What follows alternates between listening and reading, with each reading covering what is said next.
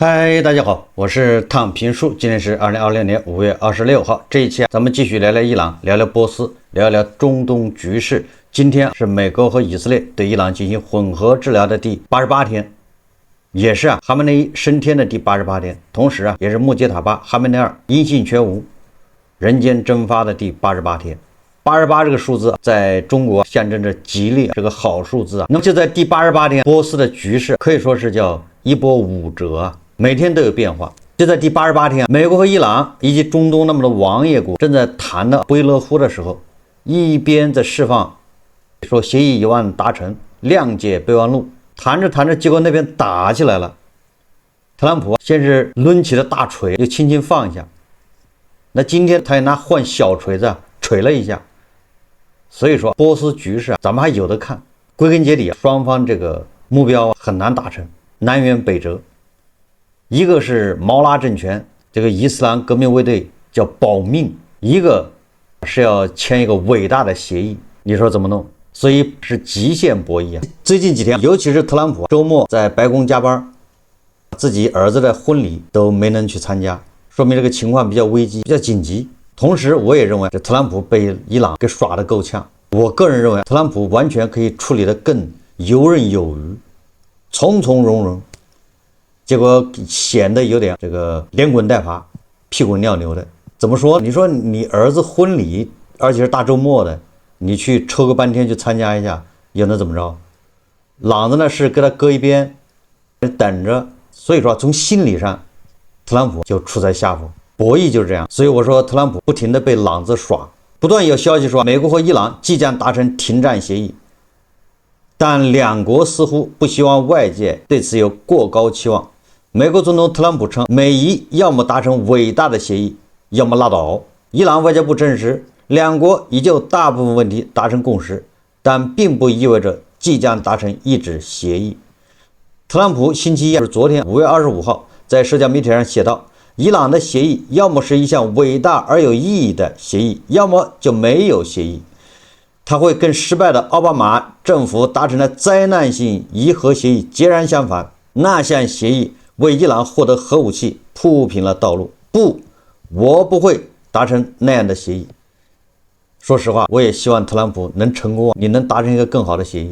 當這個不是靠嘴，這他看實際結果。特朗普他又在他真相社交上發了一個 P 的圖片，寫道這個奧巴馬給伊朗人送的是美金，又畫了特朗普給伊朗人送的是導彈，也就是特朗普這現在跟奧巴馬幹上了。暫時放過了這個瞌睡橋。他前一天說，他已指示美方談判代表不要倉促達成協議，還說在簽署協議之前，美國會維持對伊朗的海上封鎖。到印度訪問的美國國務卿盧比奧星期一也在新德里強調，美國要麼與伊朗達成強有力的協議，要麼會以另一種方式對抗伊朗。但他同時也表明，美國考慮其他選項前將盡一切努力通過外交手段結束戰爭。這個盧比奧真不容易，現在跑到印度去訪問。大家知不知道，印度最近這幾天是好像史上罕見的高溫，白天最高溫度達到50度，有的地方說夜裡2點，夜裡2點一般是地球地表溫度最低的時候，結果印度夜裡2點溫度是35度，你說還讓不讓人活啊？我能想象這個盧比奧在印度，你想外交人員還得穿上西裝革履的，你不能光着膀子把自己捂着，對不对？汗流浹背，完了在那還答記者的那些問題，也是不容易。盧比奧還說，美伊談判可能當天就有新進展。他透露，針對霍爾木茲海峽問題，目前已有比較確定的解決方案，預計伊朗也將同意針對核問題展開實質談判。伊朗外交部發言人巴加埃同日說，伊朗和美國已經就許多議題取得共識，但這不意味着即將簽署協議。他重申，現階段談判不包括伊朗核計劃，這個問題將在雙方達成諒解備忘錄後才討論。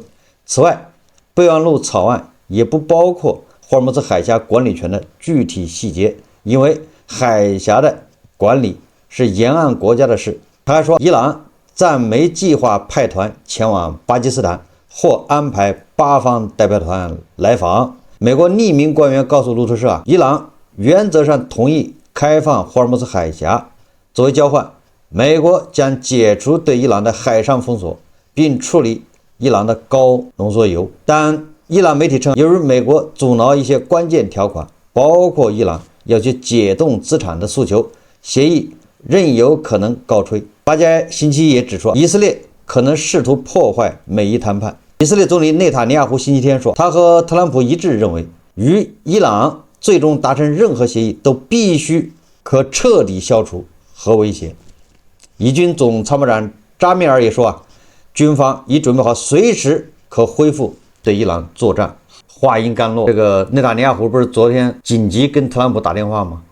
那這個電話顯然起了作用，因為特朗普今天早上又發了個真相社交的帖子這次這個帖子發的就更明確了。特朗普說，伊朗的濃縮鈾庫存將採取以下2種處置方式：要麼立即交給美國，由美國運回本土予以銷毀；但是最好的方案是與伊朗合作一起銷毀。在哪兒銷毀？要麼就在原地銷毀，要麼到雙方都能接受的地點将其銷毀。這個也很有意思这特朗普說，整個過程以及相關事宜必須由原子能委員會或其對等機構全程見證。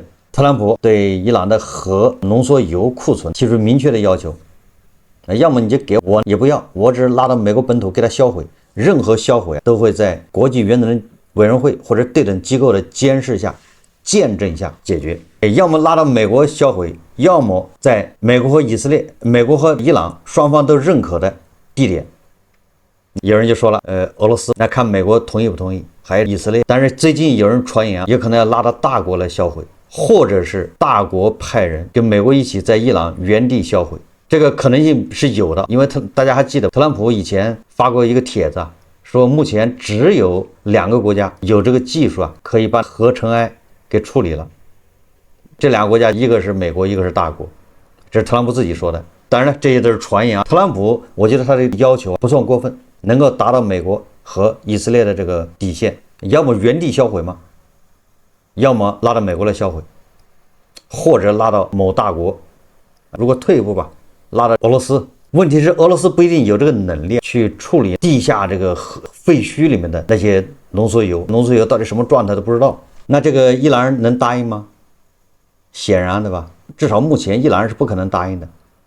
如果伊朗人現在答應说把濃縮鈾交出去銷毀什麼這個的，那毛拉政權、伊斯蘭革命衛隊時日就無多了。特朗普還是老規矩，邊談判邊極限施壓。新華網報道說，根據美國福克斯新聞頻道25日引用美軍高級官員的話報道，當天有2艘伊朗船只被發現在霍爾木茲海峽試圖布雷，美軍對其進行打擊並成功摧毀，同時還對位於阿巴斯港伊朗防空導彈發射基地實施打擊。這是防空導彈發射基地。目前伊朗官方尚未對此做出回應，也就是美國人自己承認了，是我打的，你別說这个那個了，是我打的。該官員表示，美方的打擊行動目前已暫時結束，這些打擊行動本質上屬於防禦性質，而非進攻性行為，目的也並非要打破停火狀態。美軍中央司令部發言人霍金斯當天在一份聲明中說，美軍打擊旨在保護美軍部隊免受伊朗軍隊構成的威脅。霍金斯聲稱，在持續停火期間，美軍將繼續自衛並保持克制。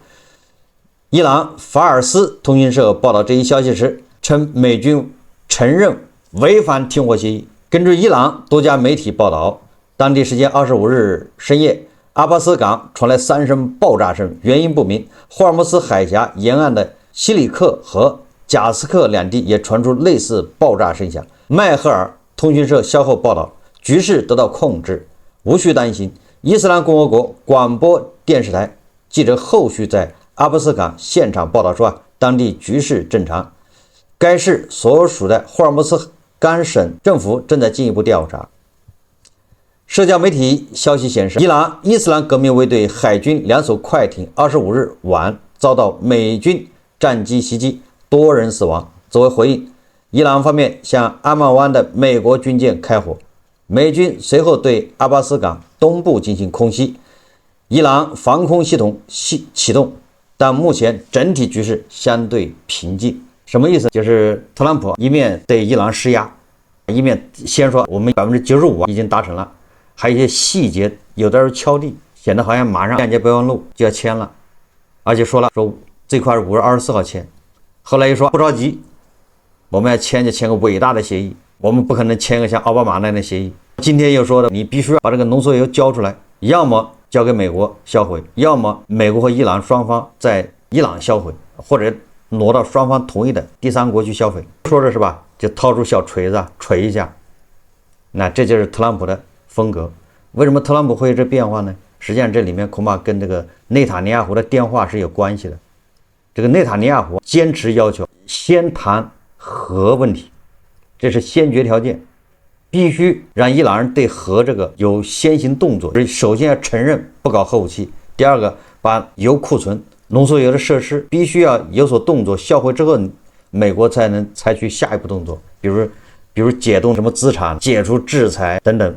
本來特朗普的安排是吧，95%諒解備忘錄都要達成了，那個指的是伊朗在諒解備忘錄裡面承諾不搞核武器，承諾在未來30天要談論如何處置60%豐度的400公斤的濃縮鈾，談這些細節。顯然在特朗普那兒發生變化了，所以伊朗的外交部巴加埃就說美國人反覆無常，所以導致諒解備忘錄恐怕很難簽，就這意思。伊朗最高國家安全委員會主席佐勒加爾德在一份聲明中明確表示，伊朗在當前訴求上絕不會有絲毫退讓，請特朗普放棄幻想，為中東和平多做務實的工作。伊朗塔斯尼姆通訊社報道，伊朗媒體表示，有關伊朗有意外運濃縮鈾的媒體報道是虛假消息。阿拉伯衛星電視台援引未透露姓名的高層消息人士的話報道，伊朗有意外運濃縮鈾，要求將其運往某大國。塔斯尼姆通訊社報道，通訊社對該問題的調查證明，沙特媒體的消息以及其有關談判細節其他新聞報道均為虛假信息。塔斯尼姆通讯社還指出，備忘錄文本目前並未包含任何有關伊朗是否有意外運鈾的提議。沒關係，備忘錄裡面沒有，所以特朗普臨時改變了，你備忘錄裡面必須要加這一條，就是濃縮鈾怎麼處理。塔斯尼姆通訊社明確表示，一旦德黑蘭和華盛頓開始討論伊朗核計劃，伊朗是否有意外運濃縮鈾，伊朗外交部指出，雙方正在制定結束衝突的協議文本，一旦協議最終敲定，伊朗和美國將着手討論伊朗核計劃。根據路透社的消息，伊朗議會議長卡利巴夫和伊朗外長阿勒格齐在多哈，就是卡塔爾的首都，與卡塔爾首相阿勒薩尼就與美國達成結束戰爭的潛在協議進行了會談，討論主要集中在霍爾木茲海峽和伊朗的高濃縮鈾庫存問題上。伊朗央行行長也參與此次會談，討論作為未來任何協議的一部分，解凍伊朗被凍結資產的可能性。特朗普的這個諒解備忘錄，如果他的第一個階段不談核問題、濃縮鈾庫存問題，那麼他擺明了就是上了伊朗人的當，可以這麼說。如果他的諒解備忘錄裡面就有關於如何處理濃縮鈾、如何處理核武器這些問題，那麼這個還勉強能接受。前美國安全顧問博爾頓他談到這個美伊協議，他說：“我認為談判是錯的，每拖一天都是幫伊朗恢復元氣。特朗普只為壓低油價，反被伊朗利用，不如用武力奪回海峽控制權。協議的核心是伊朗開放海峽或美國解封，60天解決核問題，但雙方分歧嚴重。特朗普同意濃縮鈾可在伊銷毀或交第三國銷毀，相對來說特朗普鬆動了一點，也就是有選擇餘地嘛。但伊朗的決策極慢，談判仍然艱難。而這個白宮的前幕僚長馬爾瓦尼分析說，特朗普急需一份能對外宣揚為贏的協議，但黨內質疑聲不斷。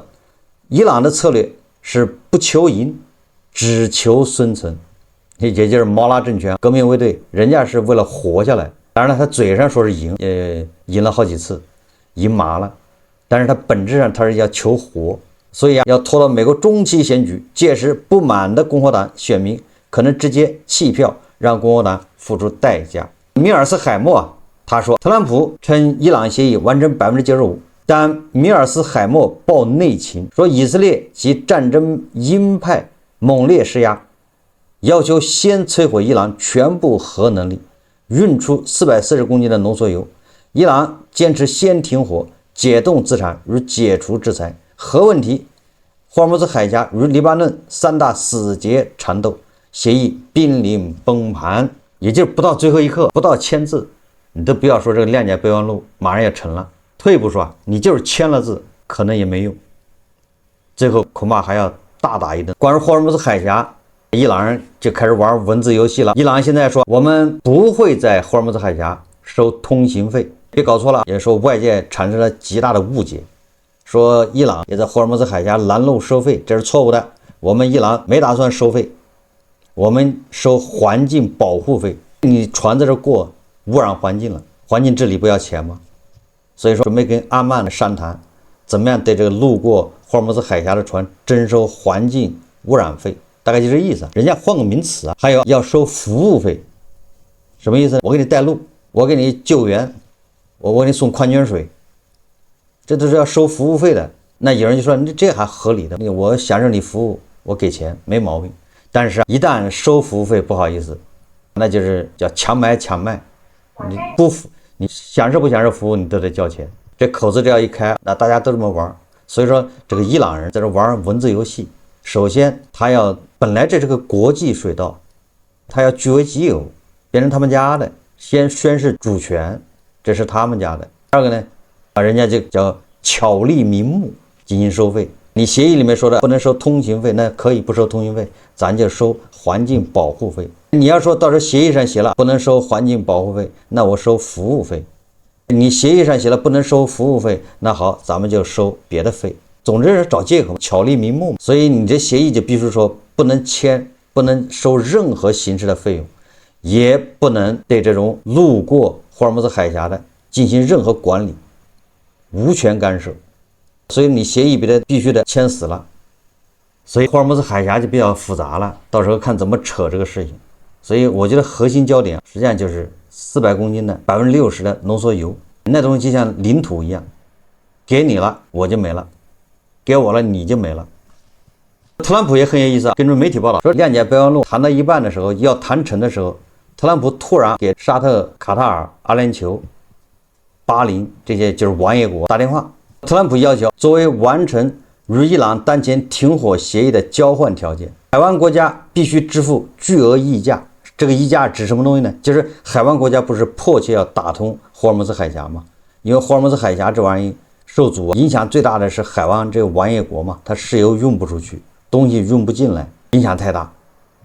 那特朗普就要求，如果說重新開放霍爾木茲海峽，打通霍爾木茲海峽，跟伊朗停火，作為一個交易對價，你這些王爺國啊，立即與以色列實現關係正常化，也就是加入什麼亞伯拉罕協議。結果據說特朗普正在跟他們打電話，那些王爺國那外長就是那個首領，一聽到這個就沒音兒了。但是這媒體說的，讓特朗普對着電話，喂喂，你還在嗎？你能聽得見嗎？王爺國集體沉默。我看有媒體報道，這個巴基斯坦表態了，還有沙特也表態，好像要跟以色列關係正常化。有一個前提，就是在巴勒斯坦要兩國方案得到徹底執行，這是前提。那這個兩國方案現在大家也知道，這障礙就在以色列身上，以色列不同意。你看這問題就攪在這兒了，就下棋呢，這就是死棋。也就是說什麼意思呢？你中東這王爺國天天打電話逼特朗普跟伊朗停火，要開通霍爾木茲海峽。那特朗普說那行，我現在讓步了，我放開霍爾木茲海峽。為了開通霍爾木茲海峽，我要跟伊朗達成協議啊，我都要讓步的。那我的好處是什麼？那你們都得跟伊朗、跟以色列要關係正常化，簽協議，這就是反間翼。所以這個問題就複雜化了，對不對？你看這個諒解備忘錄裡面，一個又叫節外生枝，又扯進了兩國方案，關鍵還又扯進了以色列跟黎巴嫩真主黨。這伊朗要求各條戰線都停火，首先是停止對黎巴嫩真主黨的軍事行動。那這些東西你需要以色列配合，你说以色列開價就比較簡單，是吧？以色列開價就是第一個，你核武器必須先解決；第二個，你們中東這些國家王爺國就是阿拉伯國家解除對以色列的敵視。所以说，就这么一说，这个谅解備忘錄這中間充滿了變數。所以我說，即便他簽了，後來的未來的30天、60天，恐怕也有變化，隨時會撕毀。所以這個不代表中東就平靜了。特朗普這個大錘恐怕不停的要放下，放下又舉起來，再時不時的小錘子敲打。大家還記得美國和以色列對伊朗進行混合治療剛開始的時候，我經常說這就是貓和老鼠的遊戲啊，因為雙方實力差距太大，降維打擊啊，差了幾個維度，所以說那就是貓戲耍老鼠。應該有很多人還記得，那經常說。結果巧了，當地時間今天，也就5月26號凌晨，這個伊朗人自己也承認了。伊朗外交部發言人巴加埃在社交媒體發帖說，他是引用這個叫沙姆斯丁大不里士詩集中段落，稱10萬鼠輩雖喧囂而至，卻無膽量向那雄獅般的貓投出一瞥。貓的凛然威儀早已粉碎了他們的集結之勢。須知貓之本體本就是渾然天成的統一。貼文中還配發將伊朗地圖描繪為波斯貓形態的圖片，而這一貼文被伊朗媒體轉發，並指出伊朗擁有內在凝聚力與不可撼動的意志，而外部的敵人雖然數量眾多，但在精神層面和戰略威懾上無法與之匹敵，終將潰散。你看看這個伊朗人也用貓和老鼠來形容美伊雙方，但是伊朗人這個形容有點錯誤。怎麼叫錯誤？這個毛拉政權它是一個叫劣幣逐良幣，因為它是個封閉系統，好人幹不長死了，慢慢的好人也上不來，它就這麼個系統，所以最後留下的是劣幣。那這些劣幣它就是倒退，它這個例子舉的不對，是不是？按照5000年的文明來說，它這個詩的意思是你敵人再多沒有用，你碰到我這個貓，你老鼠再多沒有用，我這個貓我是渾然天成統一，貓之本體。那麼按照5000年的文明來說，你這就不對了，這叫得道多助，失道寡助。你的敵人越多，越說明你失道，你失道你就要失敗。這朗子你怎麼能說你敵人多呢？應該說特朗普的敵人多，對不對？你這說法就不對。你說美帝的敵人，全球都是美帝的敵人，全球都是像朗子這樣愛好和平正義的國家，唯獨美國和以色列是這個萬惡的，一個是猶太復國主義，一個是美帝國霸權主義，遭到了世人的痛斥和這個唾棄。全球愛好和平的這個國家和人民一致痛斥美帝和以色列猶太復國主義。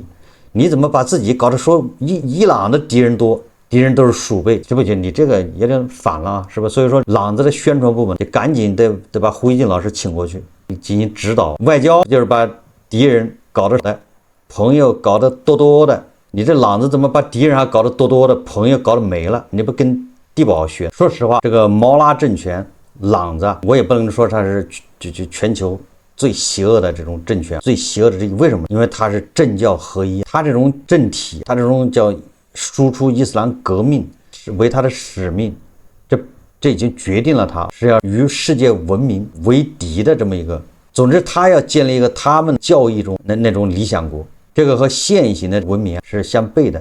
所以，如果這樣的一個政體，如果真的掌握了這種大規模的殺傷武器，比如核武器，那未來一定是個災難。世界末日，我一直說它跟巴基斯坦還不一樣。那巴基斯坦從來沒說我要對外輸出什麼伊斯蘭革命，人家還要過日子。人巴基斯坦說了，我這個核彈為三哥準備的，特制的，其他人不用擔心。最後我們再看看特朗普再一次辱罵這個民主黨，還有什麼建制派。特朗普說：“我嘲笑所有那些對與伊朗可能達成的協議一無所知的民主黨人、共和黨建制派和蠢貨，這些人應該回家休息。”他們除了製造分裂和損失之外一無是處。換句話說，他們就是失敗者。與伊朗達成的協議，要麼是偉大且有意義的，要麼不會達成。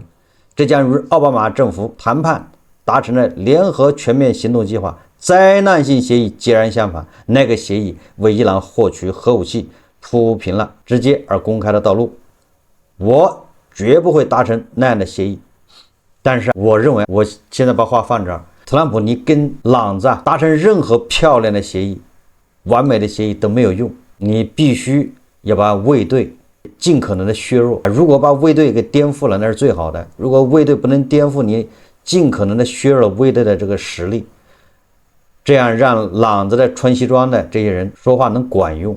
否則你跟那些穿西裝的達成任何漂亮的協議都沒有用，都是叫竹籃打水一场空，根本阻止不了朗子搞核武器的決心，只會強化朗子要堅定信念搞出核武器。